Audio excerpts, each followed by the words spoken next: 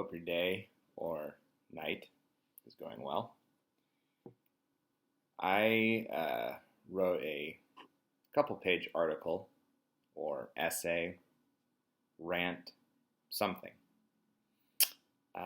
It began a couple of weeks ago when I heard, maybe it was only a week ago, I'm not positive, when I heard that there were certain celebrities who were actively telling people to use in Virctum, whatever the animal medicine that was being used to potentially treat COVID-19. Something really upset me about it, even though I try not to let outside events affect my state of well-being. And so I wrote this piece about fallacies and biases. And I'm going to read it here. I don't think I'll do much commentary on it after just because it's a couple pages, but I'm going to try to read it fast for you. And we'll see how this goes. It's called Mental Paradigm Observations. A person starts with an argument from incredulity, where they are unwilling or unable to believe what has been claimed as truth, and in most cases, presents factual evidence for said truth claims. In the age of information being readily available, it would appear it is more likely that a person is unwilling to accept truth, rather than living as unable to do so. And because the internet brings like-minded people together, individuals are able to find others who agree with them and support their beliefs regardless of truth and evidence presented or lack thereof, which leads to confirmation bias. Confirmation bias, which has been made exponentially worse by the internet, occurs when a person sees and agrees with ideas that fit our preconceptions and to ignore and dismiss information that conflicts with them. We, to say the least, have an epidemic of confirmation bias on the internet and in human society at large. One only has to look at the belief that vaccines cause autism to see how far a myth can be taken and constructed into the realm of reality in a short span of time. Some of the beliefs in society are embraced with a certain sense of dogmatism, where principles are laid down as incontrovertibly true. Incontrovertibly. I think I'm saying that right. And while this might have helped us on the plains of Africa 50,000 years ago against predators, this tendency to debate and think in such black and white terms, another fallacy, is actually harmful to the function of human civilization. Facts and truth for many people simply do not exist. Anything that is beyond my confirmation bias or goes against it is on the wrong side, and thus I do not have to accept the information provided by the wrong other side as valid.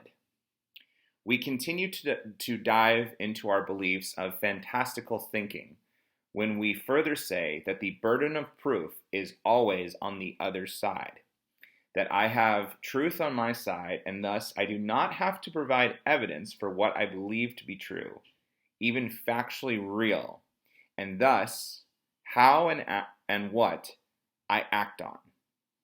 If a person is unwilling to admit that any truth could be on the other side, we just circle back to the argument for incredulity, as a person refuses to believe that a concept which contradicts what they know to be real, true, factual, has any credibility or truth to it.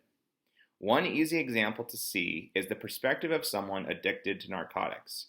In order for the person to get adequate treatment, they must first admit there's a problem, and this takes a colossal paradigm shift and the dispelling of the ego, which can literally be earth-shattering and world-destroying for the person, especially when I maintain my sense of well-being around a given idea such as intoxication associated with happiness. my entire understanding of the cosmos and even meaning to life and to my individual existence is put on the line. And doing this level of analysis terrifies many persons. It would be one thing if a person's beliefs they acted on only affected the individual and direct family. And yet, with the examples of COVID misinformation leading to medical systems being overwhelmed and toilet paper shortages occurring with panic buying, we see that human society is connected intricately. Yet, we can see in part, at the very least, why human civilizations come to this crossroad.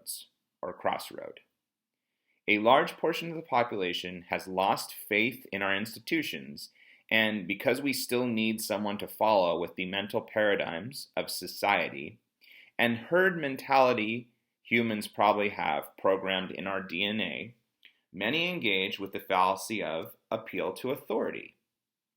This is one of the reasons why people have moved from authority in institutions and government to authority in popular articles or videos with YouTube personalities who agree with a person's confirmation bias. Hence why we think the opinions of celebrities matter. We see a beautiful person, regardless of sex or gender, and we somehow fall under the spell that beauty equals worth, and, to a given degree, being the best material universe has to offer, therefore somehow loosely associated with competence, including, in most worrisome fashion, competence in intelligence.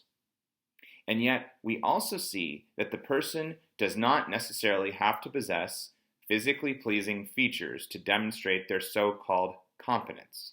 Observe the most popular figureheads on the internet today. Many of these faces are simply the loudest in the room or the most cunning in fashion who use pathos to appeal to emotion in order to win the crowd over.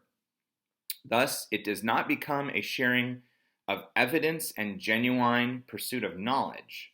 Rather, it is a battle of wits and who can come up with the biggest philosophical slam of the moment.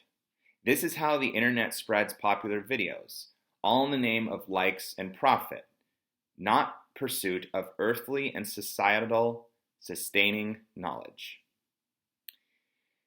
And when we appeal to improper and often incompetent authorities on a specific subject, we make it all the more difficult as a society to return to a sense of factual reality where we can function in a way that will not destroy the earth and ourselves in the process. Coming back from a far point on the spectrum is not an easy thing to do, and there is no guarantee we can make our way fully back to sanity once we have dived far enough into the abyss. Imagine a version of Frankenstein's monster as a society where everyone wanted to test our limits and had no care for our overall well-being, and where limits should be placed. Then, once the creation got out of control, we could not stop it or kill it. And thus, we cannot go back to how life was before, even if a person or society wanted to. The last bias that occurs becomes one similar to a teenager's rebellion, where grown adults no longer have faith in any sources previously in establishing truth based on factual evidence. Thus, their reactance occurs, where people do the opposite of what they're told to do, in part because they look at all sources now that do not agree with their political or religious dispositions and say, I will not take anything you say seriously. Who are you to tell me what to do? So a portion of the country, or any given society, falls for any narrative which agrees with their own perspective, irrespective of how much of the info is based on factually verified evidence. Like petulant children, an adult will put their self into a given ideology and risk everything, including their own mortality and the mortality of all others they encounter, by embracing any doctrine they desire to without substantiated reason to do so. And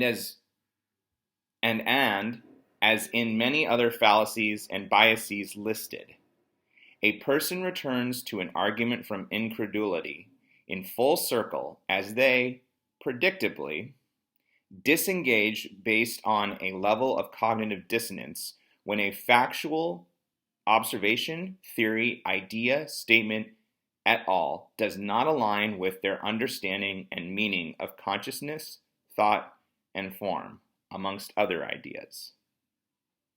This phenomena must be recognized if we are to back away from the ledge we are on in our collective mental paradigm, and it must be unequivocally solved in the immediate interest of civilization's need for balance and a hope for a potential of Earth, human, and life's fragile prosperities.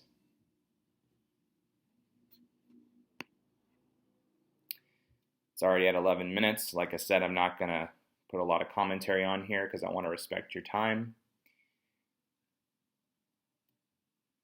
I hope some of that made sense. I hope there are points that could be debated in there. I simply felt a very, very deep sense of urgency to acknowledge this phenomena that keeps going on and how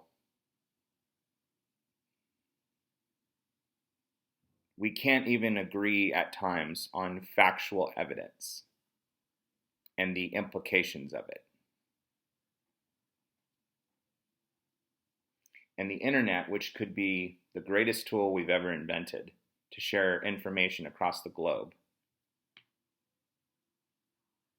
Like this is a modern digital Frankenstein's monster out of control that there's no measure of gaining and gathering factual information to make societies progress for the betterment, again, of persons, the earth itself, etc. But I already said that I wouldn't keep commenting on it. Let me know what you think in the comments. I hope this wasn't a waste of time. But I firmly believe that this has to be addressed. We can find the answers. This is our greatest tool. Let's use it.